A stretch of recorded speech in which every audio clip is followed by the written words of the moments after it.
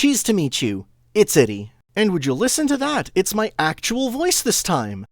I wanted to keep using text-to-speech because I'm still embarrassed about my voice, but due to situations beyond my control, it seems that that's no longer an option, so now I just have to find opportunities to read this out loud with my less-than-stellar mic. At least I can count this as voice training. Something else of note. More than anything, I just wanted to get another video out.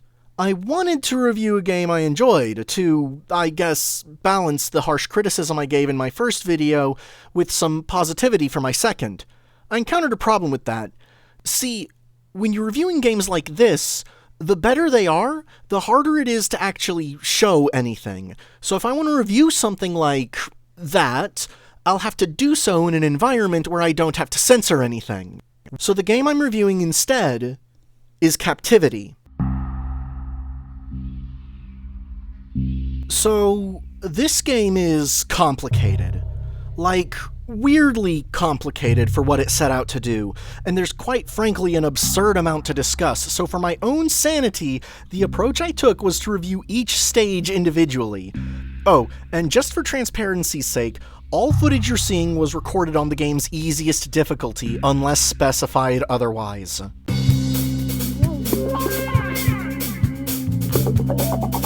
When I first saw this game, I was pretty excited. I mean, this is a monster fucker game.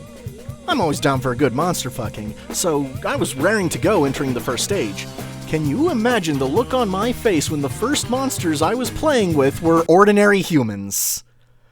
Oh, but they're undead ordinary humans, so it definitely counts, you milquetoast, vanilla-ass, cracker-ass cracker! If I were to rank the monsters in this game, these ones would get a D. That's just unsanitary. Back on topic, getting used to the controls was no problem. I've played games like this before. In fact, it reminded me of Thing. The monsters in question come at the player in waves, and our objective is to defeat every enemy with the weapons the game provides, via these wall-buy weapons, which seem to be a reference to Black Ops or these vending machines. At the start of each stage, however, we're left with only this puny 12-shooter. It's not very strong, but it can be reloaded indefinitely, which prevents the player from ever winding up in a completely hopeless situation. The 12-shooter's a piece of junk, so that isn't actually true, but an attempt was made. The wall-mountain guns ostensibly add some level of consistency to the otherwise random way of obtaining new guns. Unfortunately, this mechanic is introduced terribly. The available weapons in this stage are a mid-tier revolver, and the actual worst gun in the game somehow being worse than even the 12-shooter. So, combat is endless waves until you lose, and when you lose, you're sent back to the computer room. So how do we win? The answer is to get achievements. Each stage has no less than 12 unique achievements to collect, and there's also a general tab with about 20 more that can be unlocked regardless of which stage you're on. According to the itch page, there's about 75 total, and you need to get all of them to see the ending. So that's our long-term goal, get every achievement. Our short-term goal is to open this door for $500, which we already have, so let's do that. The game hasn't told you this yet, but you've just screwed yourself. Opening this door allows us to purchase more guns, sure, but it also allows enemies to come at us from both sides and allows the other two enemy types of the stage to spawn. This is a beginner's trap, and opening it as soon as possible is darn near a death sentence. While we're here, I may as well rank the other two monsters. We have undead ordinary human green flavor. No thanks. And finally a good one, Death Hounds. That's a high C or maybe a low B rank. It loses some points for the whole rotting flesh thing. One of the achievements is to play with them 8 times, so we may as well also do that while we're here. Problem is, we only have 3 lives, and if we try and play with the Death Hounds as is, we'll lose all of them before we even get halfway to our goal. So how do we do this?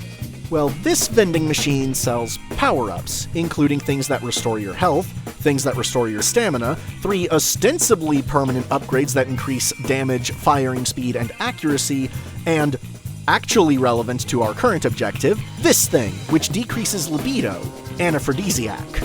Lives are lost when the pink gauge fills rather than when our health is drained, and the lower our libido, the slower the pink gauge fills. With good timing, the monsters won't fill it at all, at least for a while, allowing us to easily play with the Death Hounds 8 times and unlock the achievement. We can make things a bit easier on ourselves by setting up a sort of win condition first, and to do that, we need a better weapon. That door we just opened leads to the stage's other vending machine, which sells guns. Unfortunately, it only has 4 guns to sell, picked randomly at the end of each wave from the game's massive pool of guns. And, oh boy, does this game have a lot of guns.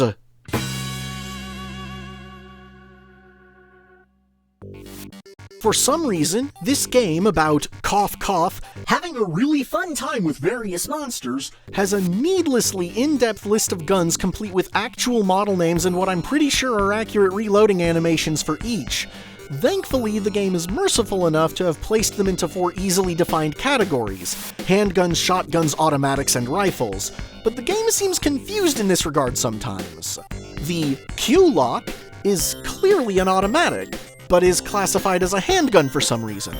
I can potentially see it argued that it's because it's one-handed, but the Uzi is also a one-handed automatic, and it gets classified as an automatic as expected.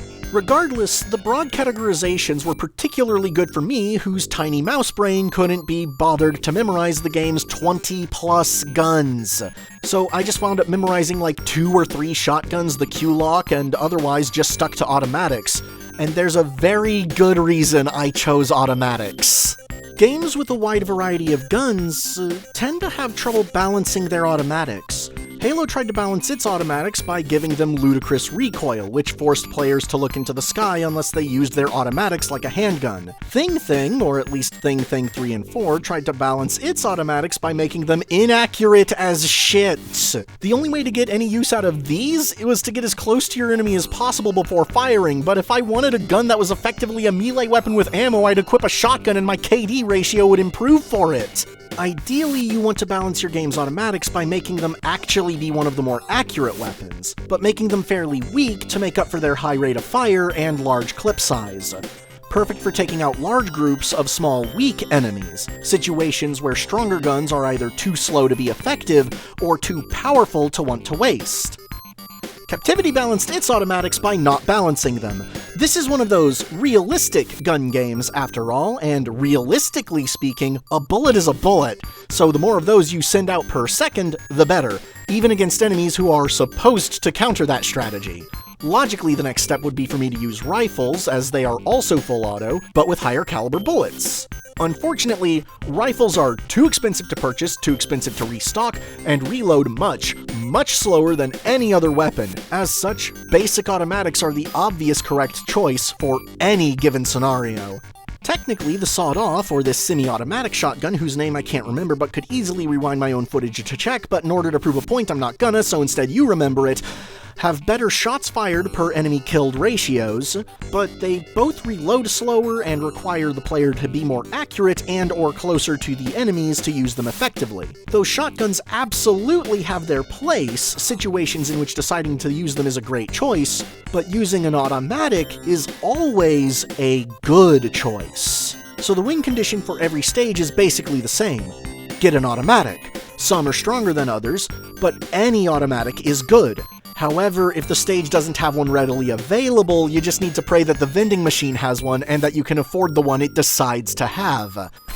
If there's no wall-mounted automatic and the vending machine refuses to play nice, you'll have effectively forfeited the run through no fault of your own. There's no progression system either. Completing achievements unlocks clothes to customize your character with, and that's it. All of the weapons, albeit randomly, are available from the start, as are all 5 stages. You lose all of the money and weapons you gained upon leaving a stage, and the so-called permanent upgrades vanish upon either leaving a stage or losing one of your 3 lives, at which point you have to purchase them again, and they aren't cheap.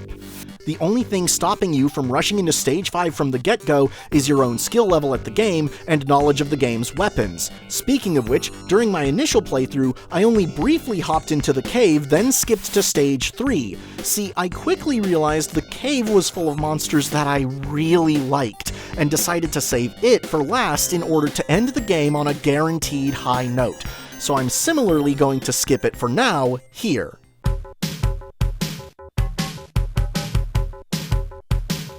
Who was the fuck that decided this is what goblins look like? Thanks, I hate it. Okay, I've got to say a bit more than that. So each stage has 2 vending machines, one for power-ups and one for weapons, but this stage, and frankly every stage that isn't the shack, has a really bad habit of placing them really far apart. You basically need to be on the tail of one of the vending machines if you hope to visit both of them in a single preparation phase.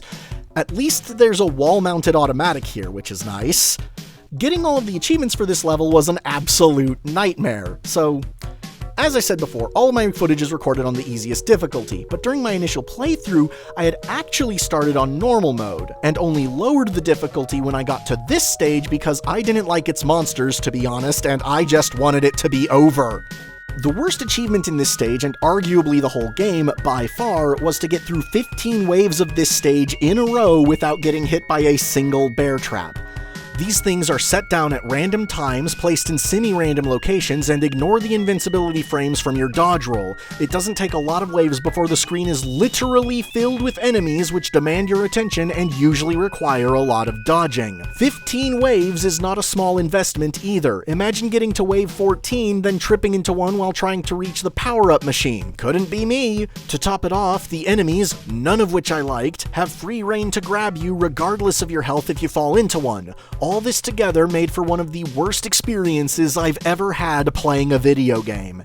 In my ritual summon video, I mentioned that, due to the way it handled its adult content, the only way to see the majority of it, other than some nudity and a few other exceptions, was to lose, but also that the game was easy enough that you'd have to lose on purpose. This had the downside of things I wanted to see not happening naturally, but had the upside of allowing players to effectively skip the content they weren't interested in. This isn't the case in Captivity, because the goal isn't to defeat a final boss, it's to get all of the achievements. Which means that if you want to see the ending, you have to engage with all of the game's content, regardless. Often multiple times. Some of these are just repetitive. Do this thing 8 times without getting a game over. Do that thing 15 times without getting a game over. There's a lot of those. Do this other thing 50 fucking times. Even when it's with monsters you enjoy, it's still doing the same thing over and over and over again for upwards of half an hour. Which can lead to some, riveting gameplay.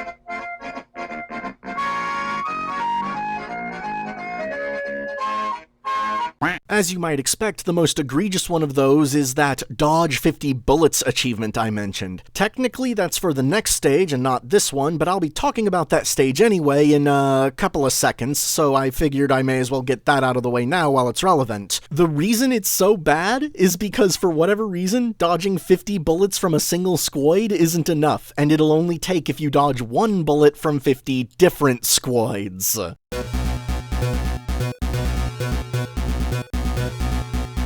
Stage 4 marks a massive spike in the game's difficulty. The most common enemy moves faster than your max running speed, so you have to use dodge rolls to create any real distance, and there's no verticality in this stage either, so there's no way to juke them. The whole thing is a straight line, and you simply do not start with enough room to make adequate distance. There's locked doors you can pay to open, and that increases the amount of room you can run in, but you'll run out of room eventually, and the only option you'll have left is to dodge roll back through the enemies, and it won't be too long before there are lines forming that are long enough that your invincibility frames won't get you through all of them. And no, their low health doesn't actually make things any easier. For starters, they're just that fast, but more importantly, each wave not only increases how many monsters you'll have to fight, but also increases the health of individual monsters. And I should have enjoyed the monsters in this stage. But especially coming off the heels of that awful, awful jungle level, I only found myself getting frustrated. I was still achievement hunting, and doing that requires you to interact with specific monsters in specific ways, and more importantly, not lose. It turned content I would have otherwise enjoyed into something to get angry over because it was happening at inconvenient times. I'm gonna bring up my ritual summon video again. I'd like to apologize for the way I said some things in that video because I can't help but feel like that despite my best efforts, I made it sound like easier games have less value than harder games. They don't. And having played Churn Vector, which I also find pretty easy, I can safely say that with adult games, if your choices are between making your game too easy and too hard, you should pick too easy every single time. That Dodge 50 Energy Blasts achievement is just one of several needlessly difficult achievements that this stage has you do. Others include, find a way to remove a head humper, without any actual hint as to how to do that. You have to jump into this pipe. Turns out it's not a background decoration, you can actually interact with it. And the Hypnosis achievement, which also involves scoids and watching their very, very long animation play out 15 times.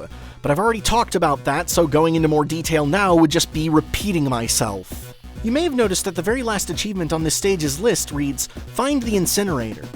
That's not what it used to say. Before unlocking this achievement, it just read as question marks. Personal note, I think hidden achievements are dumb. I can understand wanting to, for example, not reveal the final boss's name in an achievement title, but when our objective is do a certain thing in a certain way, we kinda need to know what it is we're doing.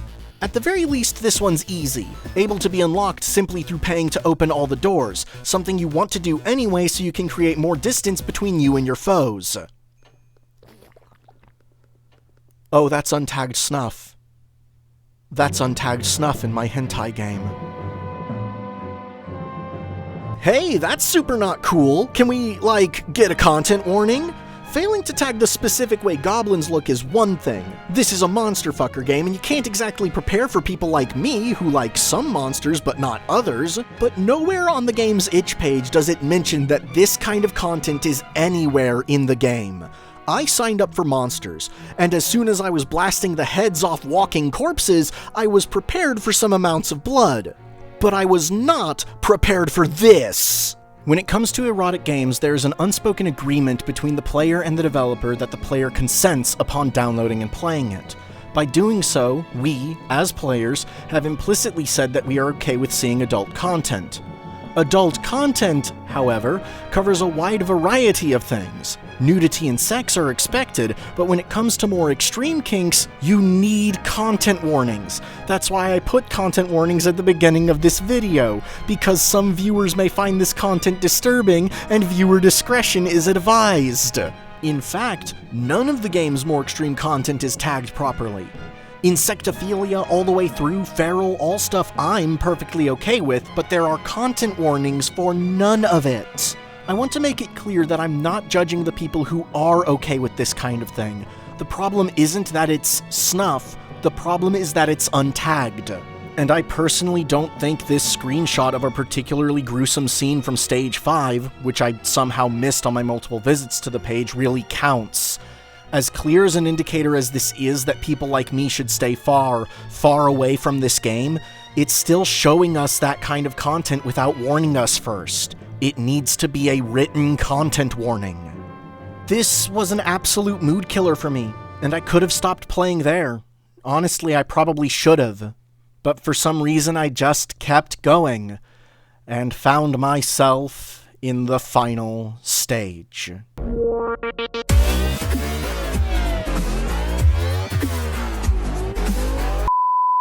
Okay, let me recap something. Each stage has 2 vending machines that you can visit in between waves. One for power-ups, and one for weapons. Every stage so far, except for the first one, has placed these vending machines far enough apart that you need to be right next to one when a wave ends if you want to visit both before the next wave begins. This stage is another exception to that. Here, both of the vending machines are placed so far apart that it seems actually impossible to reach them both in the 30 seconds provided. And this is on the stage that houses the game's toughest, strongest, and most stubborn enemies.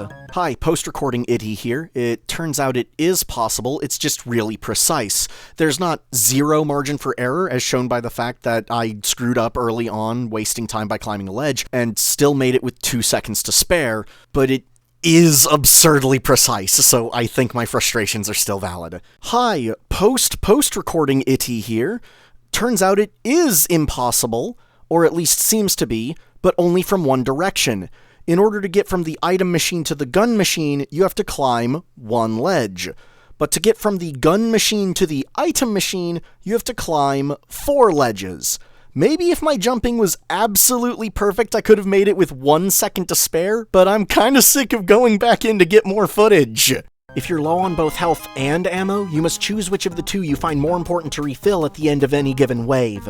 It is also more important in this stage than in any other that you memorize the layout, learn the locations of wall-mounted weapons, and which areas are best for juking your enemies. It is a long, arduous, frustrating process, and the only saving grace is that the sound the enemies make when they grab you is unintentionally hilarious.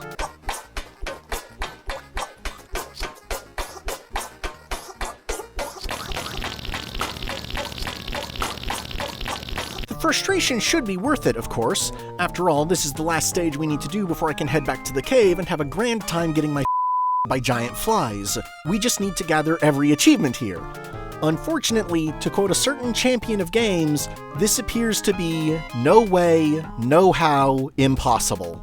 One of the achievements is to get caught by the Jackie model robots 15 times without getting a game over. But even with as perfect a timing as I could manage, using the very same trick I used to defeat the Death Hounds and the Squoids, the anaphrodisiac simply doesn't last long enough. When the animation finished playing, the pink gauge had filled up too much. Even if I were to ensure that I had 0% libido and used a perfectly timed anaphrodisiac every time, then not only would I not reach the goal of 15 before hitting game over, I wouldn't even get close. The 8th or 9th round would cost me my 3rd life and the run would end. Now, I know for a fact that it's not literally impossible. People who are better than me have actually beaten this game. I just don't know how. Maybe I'm missing something. Maybe taking multiple anaphrodisiacs at once actually does improve their effect and I just didn't notice. Or maybe I'm reading the achievement wrong and it just wants me to get grabbed by the monster, not for the animation to finish. I don't know, and I don't care. Even on the easiest difficulty, the game has simply become too difficult and has long since stopped being fun. Even the animations I did like, I'm sick of now. I have not beaten this game, and I have no desire to. Probably for the best. Given the tone of this comment, I wouldn't be surprised if the game had untagged bad end on top of everything else. And that's almost everything. There's just one more thing I want to talk about. You might have noticed this already, but while I've been transparent about the fact that I was playing on the game's easiest difficulty, I've never actually used the phrase easy mode. That's because, while the game calls its hard mode, and calls its normal mode, it uses a, very interesting word for its easiest difficulty. Oh, that's a dog whistle. That's a dog whistle in my hentai game.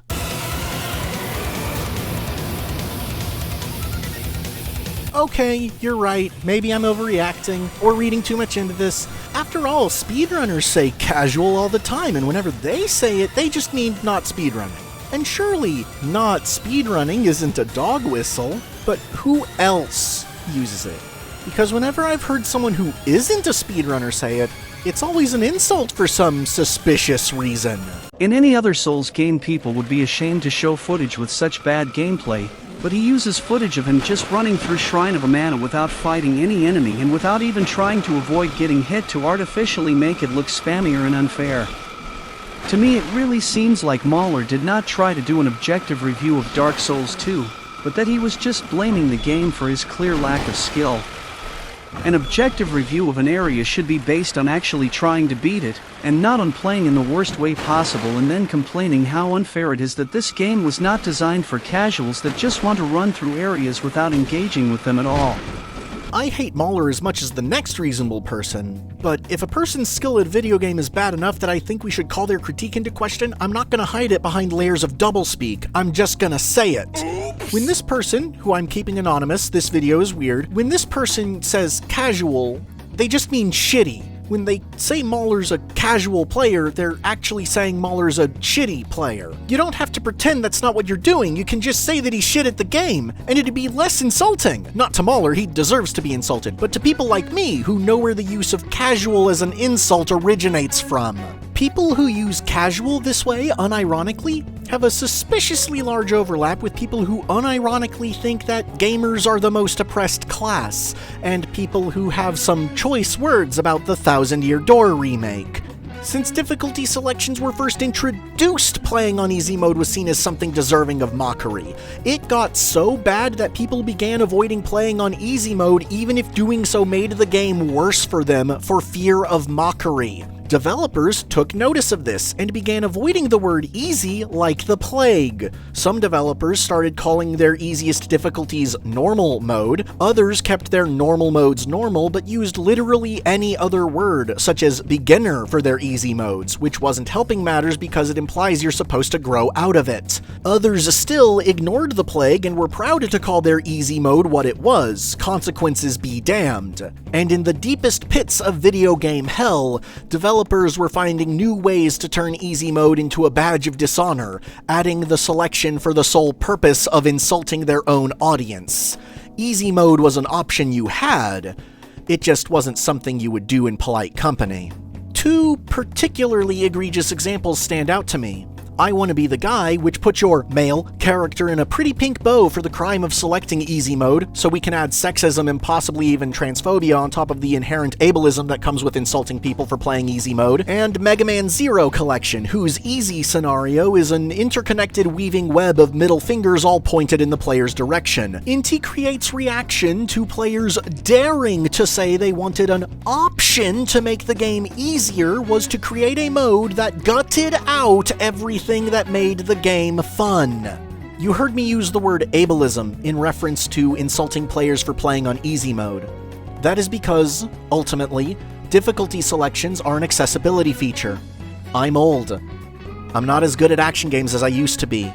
That's why I turned the difficulty down. And casual, as an insult, is Gamergate jargon, used by those in the know to silently signal to others whose side they're on, by separating the hardcore, real gamers from those filthy casuals who think feminism has a point. But you can't just say casual is a dog whistle because anyone on the outside looking in would think you're crazy. Why, you'd have to dedicate an inordinate amount of your script to explaining the context to even stand a chance. And who am I even saying all this to? The moment I said casual is a dog whistle, everyone who disagreed with that statement already left the video, and anyone who agreed with that statement doesn't need to hear all of this again coming from me. No one's gonna cite me as a source on this subject, and if they do, then the quote will be attributed anonymously, because the last thing anyone wants to do is admit that they got this information from a cartoon mouse complaining about Captivity 18+. Besides, I have no proof that all that easy mode stuff actually happened that way. That's just what I've gathered from my own personal experience. It's all anecdotal, so we can't rule out the possibility that it's all just a coincidence. Maybe it's just a coincidence that I was always in the wrong place at the wrong time. Maybe it's just a coincidence that I see casual used as an insult so often. Maybe it's just a coincidence that casual and hardcore were used as the names of the easiest and hardest modes, respectively, in a game made by two self-proclaimed libertarians. And maybe it's just a coincidence that this game uses the word casual for its easiest difficulty, and the opinion of the game's official Discord server looks like this.